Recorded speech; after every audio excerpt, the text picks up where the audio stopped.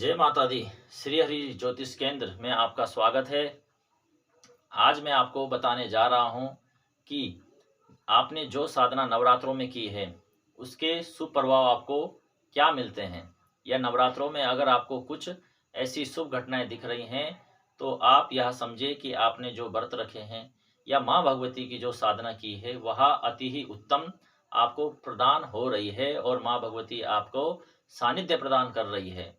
इसके लिए सबसे पहले अगर आपको सपने में कन्या दिख रही है और कन्या के साथ आप खेल रहे हैं, या आपके घर में कन्या खेल रही है, या कन्या कुछ भी आपको कन्या के बारे में दिख रहा है, तो समझ जाएं कि आपने जो व्रत रखे हैं या जो आप भगवती की आराधना कर रहे हैं वह पूर्णतः सफल हो रही है।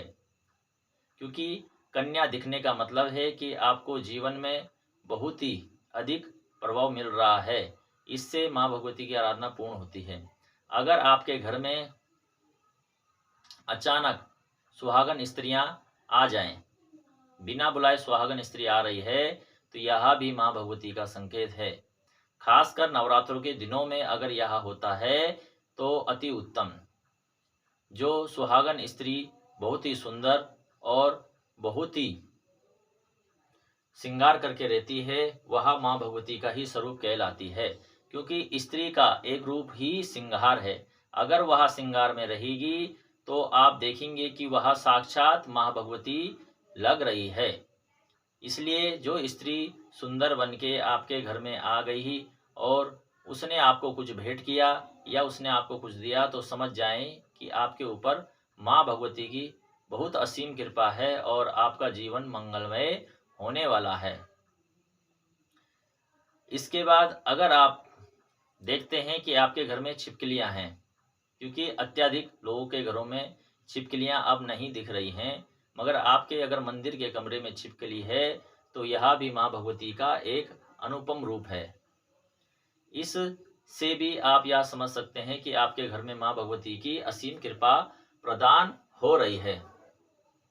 अगर आपके घर में अचानक आप पूजा कर रहे हैं और कहीं से मधुमक्खी आ जाए, आजकल तो ऐसे घर हैं कि मधुमक्खी आपको दिख नहीं सकती, मगर फिर भी एक भौरे का रूप है, अचानक वह आपके अगर दरवाजे में दिख रही है, अंदर आने की कोशिश कर रही है, तो समझ जाएं कि माँ भगवती की आपके ऊपर असीम कृपा है।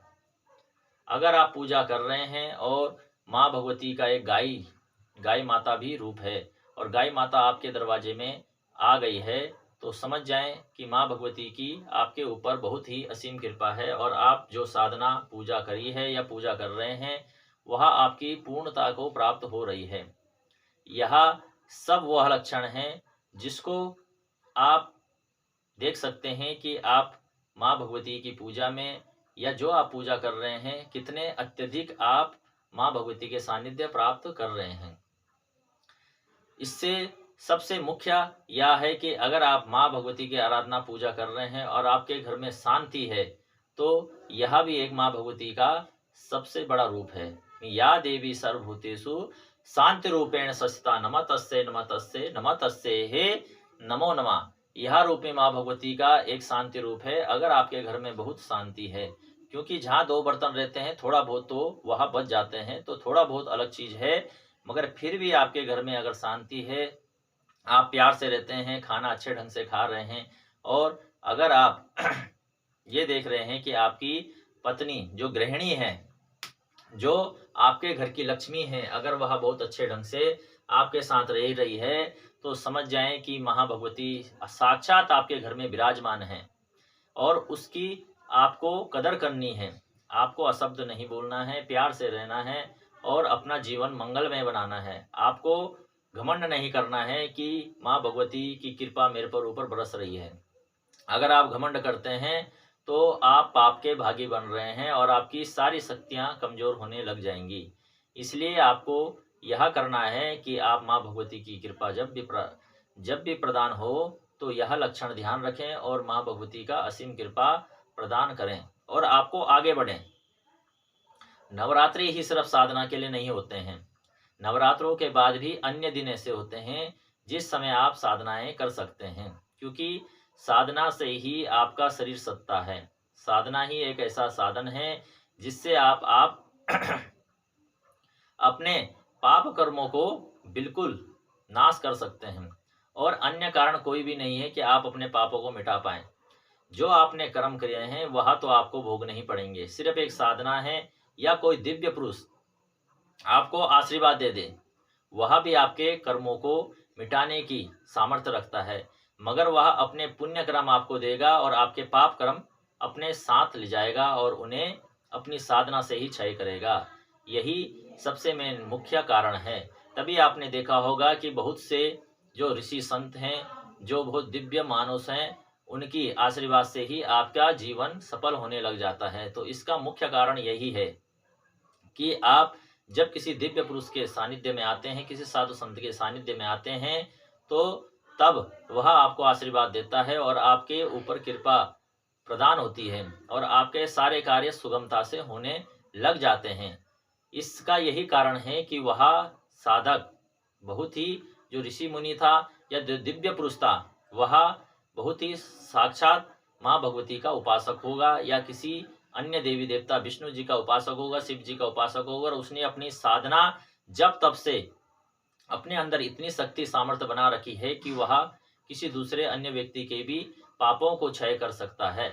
इसलिए आप जब भी किसी के सानिध्य में जाएं, अगर वह दिव्य पुरुष है तो आप उसके पांव हाथ जरूर लगाएं और आशीर्वाद लें और उससे प्रार्थना करें कि जो भी मेरे दुष्कर्म हैं इनको आप नाश करो और मुझे अपना सानिध्य प्रदान करो। यही कारण है कि जो बहुत से दिव्य पुरुष हैं वह कभी भी किसी को नहीं मिलते हैं और ना ही कभी किसी को आशीर्वाद देते हैं, क्योंकि आपने बहुत से जगह देखा होगा, आप अनेक जगह जाते हैं मगर वहाँ आपको कोई भी दिव्य पुरुष आशीर्वाद देते हुए नहीं मिलेगा, क्योंकि यह दिव्य पुरुष जो दिव्य संत होते हैं वह कभी जल्दी से किसी को आशीर्वाद नहीं देते हैं, क्योंकि वह आपके बारे में बहुत कुछ जानते हैं। उन्हें दिव्य दृष्टि प्राप्त होती है, वह सब जान जाते हैं कि आपके क्या कर्म हैं, कैसे कर्म हैं। इसलिए सबसे पहले दिव्य पुरुष के लिए आपको साधना ही करनी पड़ेगी।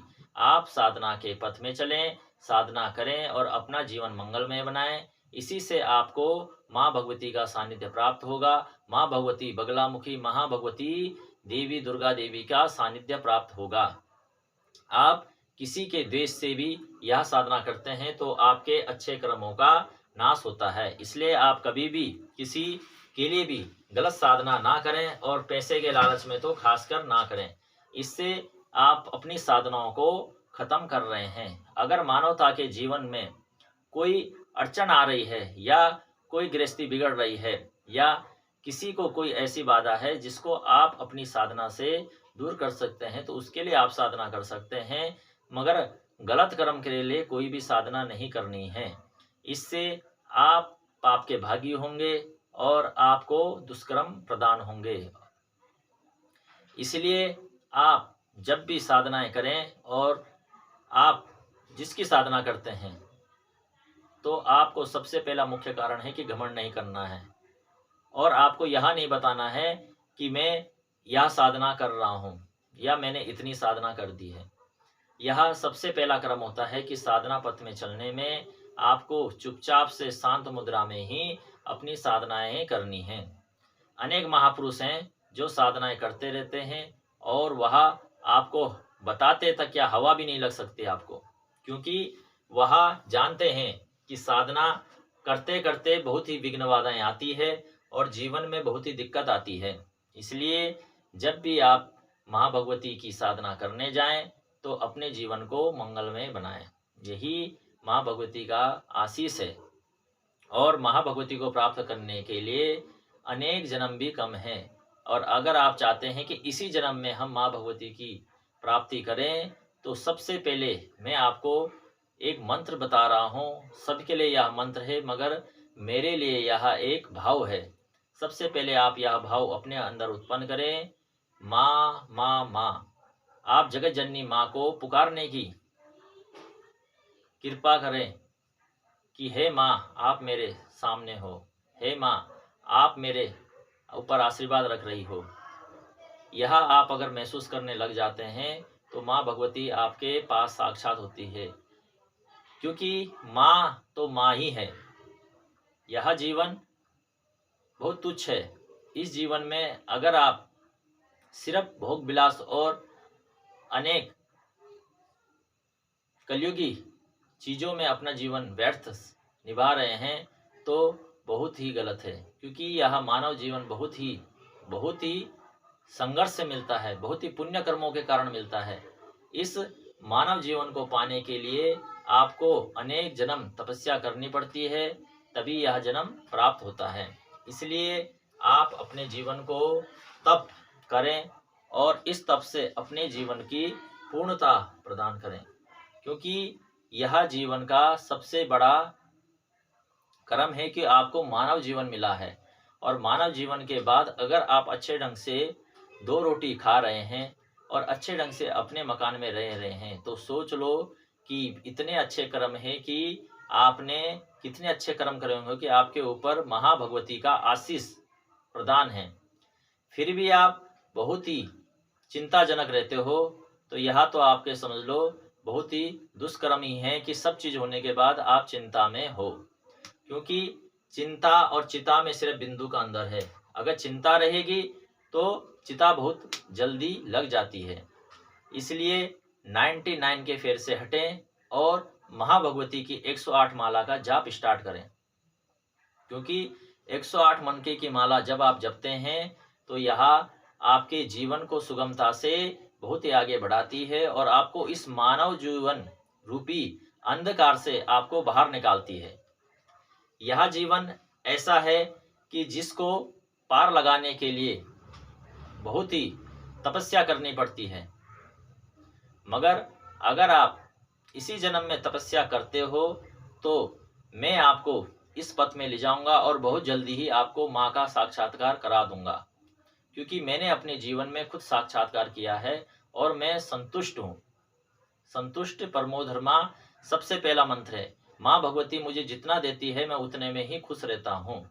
मैं कभी भी यह नहीं सोचता कि यहाँ से भी आए वहाँ से भी आए। यह सबसे पहला है।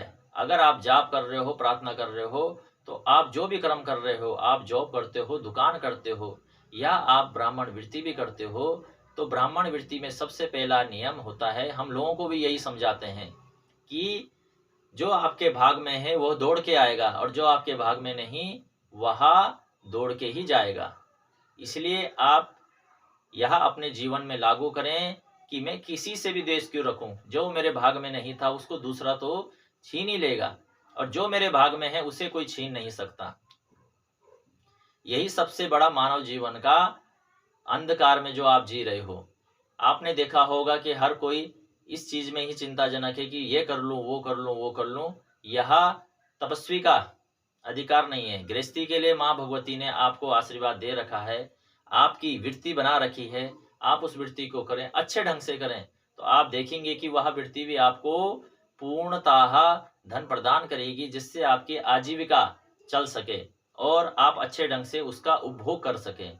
क्योंकि अनेक मनुष्य मैंने देखे हैं कि पूरा जीवन सिर्फ आपने धन कमाया, सुख तो था ही नहीं और भगवान का नाम तो था ही नहीं, तो उनके ही औलादों ने ही उस पैसे का उपभोग किया। आपने तो कुछ किया ही नहीं जीवन में, ना भगवान की माला जपी, ना धन का उपभोग किया।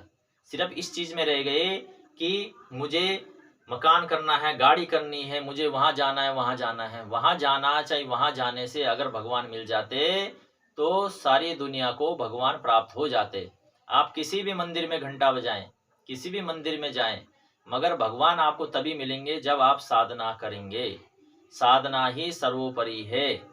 साधना से ही जीवन सार्थक हो सकता है और साधना से ही यह जीवन जो मानव जीवन है कलयुगी राक्षस को मार सकता है। इसलिए आप साधना के पथ में चलें, साधना करें और अपने जीवन को सुगम बनाएं, सरल बनाएं, क्योंकि यह जीवन बहुत सरलता से चल सकता है। यह जीवन में अनेक बीमारियां, अनेक दुख आपका इंतजार कर रहे हैं कि आप थोड़ा सा कुछ ऐसा करें और दूसरा दुख आपके सामने आ जाए। इसलिए इस मानव जीवन को अंधकार से बचाएं। आप दूसरे को देख के अगर ईर्ष्या करने लग जाएंगे तो आप तो उसी में ही फंस जाएंगे। जो मेरे पास है ही नहीं मैं क्यों सोचूं। जब दूसरे के पास गाड़ी है और मेरे पास जब आनी होगी तो वह माँ भगवती ही दे देगी। जब आपका काम चल रहा है तो सोच लो कि माँ भगवती का आशीर्वाद है कि अपने नीचे से तबके को जिस दिन देखोगे उस दिन समझ जाओगे कि यह जीवन तो बहुत ही अंधकार में है। इसलिए आपको मैं सिर्फ सबसे पहले बोलता हूं कि आप जब भी आप अपने मंदिर में बैठें तो आप यह बोलें, माँ माँ माँ। और जो आपके दुख है, सानिध्य है, वह सब माँ भगवती आपको अपना भी दूर करते जाएगी। इसके आगे मैं आपको नेक्स्ट वीडियो में बताऊंगा कि आपको क्या करना चाहिए साधनाओं के बारे में। मगर सबसे पहले आप इस मंत्र को अपने जीवन में उतारें और जब चलते फिरते भी आप ये बोले, माता माता माता माता माता माता माता माता माता माता माता माता माता माता माँ माँ माता माता। मगर इससे पहले अपनी माता का ध्यान रखें। अगर आपकी माँ वृद्धाश्रम में है और आप घर में माँ माँ कर रहे हैं तो यह आपके लिए साधना पथ में चलने का कोई औचित्य नहीं है, क्योंकि मानव जीवन ही सर्वोपरि कहलाता है। सबसे पहले अपनी माँ की सेवा करें। माँ कैसी भी है मगर वह आपकी माँ है और माँ की सेवा करना आपका परम धर्म है, क्योंकि उसने सृष्टि दिखाई है। सृष्टि की रचना में उसने आपको भागीदार बनाया है। अगर वो ना चाहती तो आपका जीवन ही नहीं होता। इसलिए आप जब भी माँ भगवती की साधना, किसी भगवान की भी साधना करें, उस साधना के लिए आपको माँ माँ माँ जपना है और अपने घर की माता का आदर करना है। माँ चाहे दुत्कार दे मगर फिर भी आप उसका आदर करें। जय माता दी। अगर आपको मेरे यह वचन दुर्गा पुत्र वीडियो में अच्छे लग रहे हैं तो आप इसे सब्सक्राइब करें, लाइक करें और शेयर करें, और अन्य व्यक्ति को भी शेयर करके यह बताएं कि जीवन में मेन दुखों का कारण क्या है। अगर आप शेयर करेंगे तो अन्य लोग भी इसको देखेंगे और सीखेंगे कि वह अंधकार में ही जी रहे हैं। जय माता दी।